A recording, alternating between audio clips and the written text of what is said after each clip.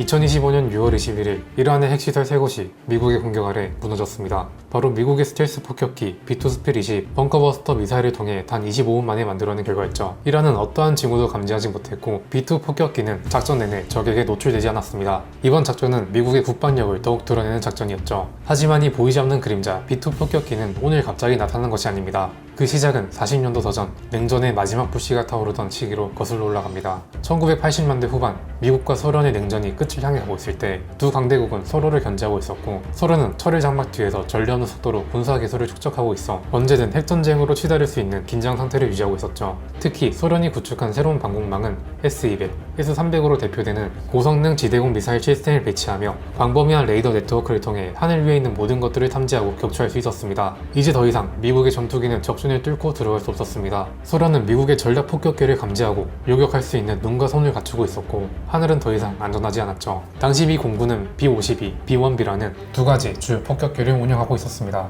하지만 이들은 각각 한계를 안고 있었죠. B-52는 강력하지만 구식이었고 B-1B는 속도는 뛰어나지만 스텔스 능력이 제한적이었습니다. 추가로 제작된 F-117 전투기는 스텔스 성능은 우수했지만 폭장량과 작전 거리가 매우 짧았습니다. 그때 미국은 진실 하나와 마주했습니다. 기존의 어떤 무기 체계로도 고도화된 소련의 방공망을 침투하는 것은 불가능하다는 사실이었죠. 이젠 새로운 무기 체계가 필요했습니다. 레이더에 걸리지 않으면서도 대륙간을 넘나들 수 있고 막대한 폭장량을 실어 나를 수 있는 차세대 전략 폭격기. 이 단순한 문장이 전 세계에서 가장 복잡한 전투 기술을 필요로 했습니다. 그리고 이 임무를 맡은 기업이 바로 노스롭. 오늘날의 노스롭 그루먼이 주도하게 된 극비 프로젝트 어드밴스드 테크놀로지 본버, 줄여서 ATB 계획이었습니다. 하지만 완전히 새로운 폭격기를 만들어낸다는 건 단순한 기술의 진보만으로는 불가능한 일이었습니다. 이때 한 인물의 유산이 조용히 소환됩니다. 1940년대 후반 항공 엔지니어였던 잭 노스롭. 노스롭의 창업자였던 그는 혁신적인 비행체 디자인을 선보입니다. 그 이름은 플라잉 윙. 그의 실험기 YB-49는 동체도 꼬리도 없는 거대한 날개 하나로 구성된 폭격기입니다. 공기 역학적으로 탁월한 효율을 자랑하지만 당시에는 조정 안정성을 확보할 수 없었고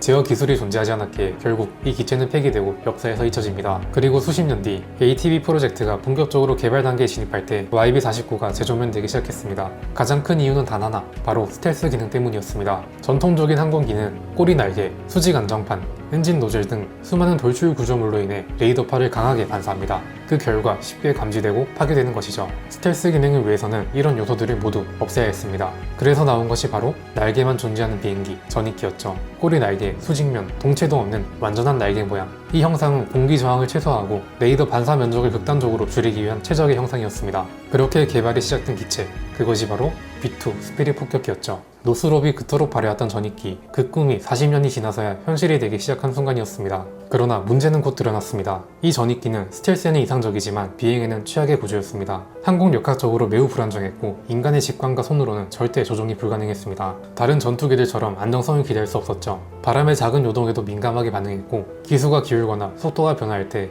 기체 전체가 흔들리며 공중 분해될 위험까지 있었습니다.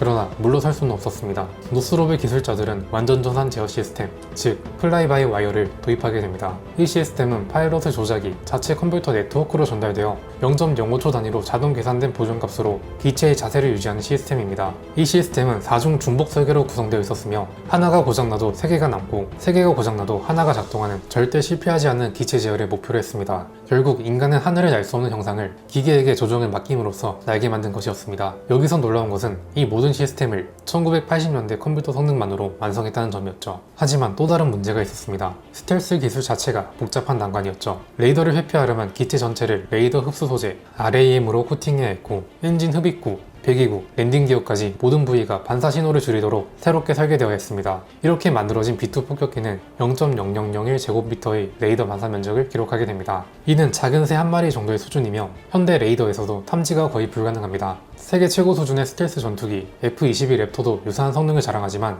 B2는 날개 폭만 52m가 넘는 거대한 기체입니다. 이 정도 크기의 기체가 레이더에 잡히지 않는 사실 자체가 하늘 위에서 얼마나 위협적인지를 보여주는 증거였죠. 하지만 완벽한 스텔스에는 큰 대가가 따랐습니다. 기체 표면을 덮고 있는 RAM 코팅은 매우 민감하고 까다로운 소재였습니다. 시험 운행을 한번 마친 후에는 기체 전체를 다시 한번 점검하고 스텔스 코팅을 재도포한 후 정비 절차를 거쳐야만 다시 투입할 수 있었죠. 또한 스텔스 코팅은 온도나 습도 변화에도 민감해 항상 온도와 습도를 제어한 경락고에 있어야 했습니다. 그런데 문제는 여기서 끝나지 않았습니다. 기체 한 대당 개발 비용이 수십억 달러에 이르렀고 프로젝트 전체 예산은 해가 갈수록 눈덩이처럼 불어났습니다. 거기에 더해 1991년 소련이 해체되며 냉전이 공식적으로 종료되기까지 합니다. 그렇게 적이 사라진 세계에서 미국 내에서는 폭격기의 실효성에 대한 논란이 본격화되기 시작했습니다. 미 의회에서는 폭격기 사업이 과도한 예산을 소모한다는 비판이 생겼고 군수산업차에 대한 복지 사업이 아니냐는 지적이 등장하게 되죠. 심지어 백악관 내에서도 프로젝트를 중단해야 한다는 의견과 끝까지 밀고 가야 한다는 의견이 충돌했습니다. 그래서 B2 폭격기 사업은 132대 생산 계획이 21대로 대폭 축소되는 결과를 낳게 되었죠.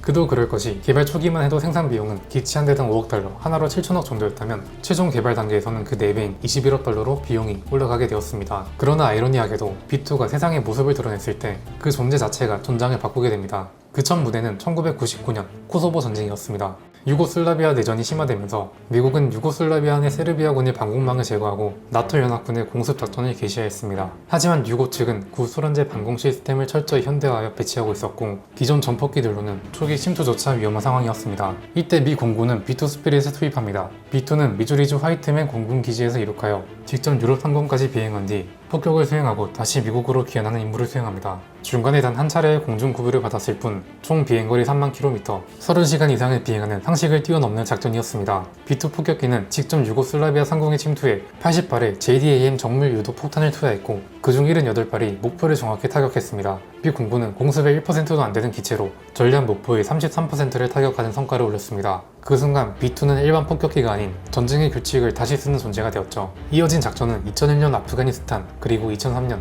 이라크 전쟁으로 이어집니다. B2 폭격기는 두 번의 전쟁 모두 가장 먼저 작전에 투입되는 기체가 됩니다. 특히 2003년 이라크 전쟁 초기 바그다드의 지휘 통제소를 정밀 타격할 때 B2가 사용되었습니다. 이라크 바그다드 상공에서 지휘부가 공습을 인지하기도 전에 지휘부 자체가 사라졌죠. 이것이 바로 적이 반응하기도 전에 전쟁이 끝낸다는 개념이 현실로 작동한 순간입니다. 이 시점부터 B2 폭격기는 전략적 균형을 흔들 수 있는 존재로 새겨지게 되죠. 그리고 미국은 전 세계를 향해 B2의 존재를 굳이 숨기지 않았습니다. 출격 영상, 공중 구조 장면, 야간 이륙 장면은 전부 공개되었고 우리는 언제든 어디든 아무도 모르게 들어갈 수 있다는 메시지를 명확하게 던졌습니다. 하지만 이런 대단한 위력을 가지고 있는 폭격기에도 단점은 존재합니다. 바로 비용이죠. B2 폭격기는 단 1시간 비행에 13만 달러 이상이 소요되며 기체 표면의 스텔스 코팅은 습기, 열, 먼지에 민감해 지속적인 유지 보수가 필요합니다. 기체 한 대당 유지 관리 인력은 수백 명에 달하며 스텔스 성능을 보장하려면 지상 경락고에서 온도와 습도가 철저히 유지되어야 하기 때문에 올해 38억의 비용을 소모합니다. 게다가 전 세계에 단 21기뿐인 전력이기에 한 기체라도 손상되면 곧바로 전력 공백이 발생합니다. 실제로 2008년에는 한 대의 B2가 괌에서 이륙 도중 실속하여 난파되는 사고가 발생했고 이로 인해 전체 폭격기 전력의 5%가 단숨에 손실되며 24억 달러가 공중분해된 적이 있었죠. 이런 제약 속에서도 B2는 여전히 미 공군의 최전략 무기로 남아있습니다. 그 이유는 단 하나, 핵 억지력이었죠. B2는 핵무기를 탑재 가능한 유일한 스텔스 플랫폼 중 하나로 전략 폭격기임에도 적의 핵심 기반 시설에 은밀히 침투하여 선제 핵 타격 또는 보복 능력을 수행할 수 있는 능력을 갖추고 있습니다. 오늘날 B2는 점차 그 임무를 B-21 레이더에게 넘겨주고 있습니다. B-21 레이더는 운용 단가가 B2 대비 4분의 1 수준인데다 더 유연한 차세대 스텔스 폭격기입니다. 현재 개발 중에 있으며 2026년에 배치를 목표로 두고 있죠. 하지만 보이지 않는 전쟁의 개념을 처음 세상에 드러낸 것은 여전히 B2 스피릿입니다. 20세기 후반에 만들어진 기체가 지금도 현존 최강의 스텔스기인 것도 아이러니하죠. 한 남자의 꿈에서 시작된 B2 스피릿, 그 꿈은 세계 최강이 되었습니다. 국방력의 끝판왕을 보여주는 미국, 그런 미국이 역사상 최악의 테러를 당했다는 사실을 알고 계신가요? 천조국의 힘을 보여주는 또 하나의 사례, 역대 최악의 테러범 빌 라덴 사살 작전도 이어서 시청해보세요.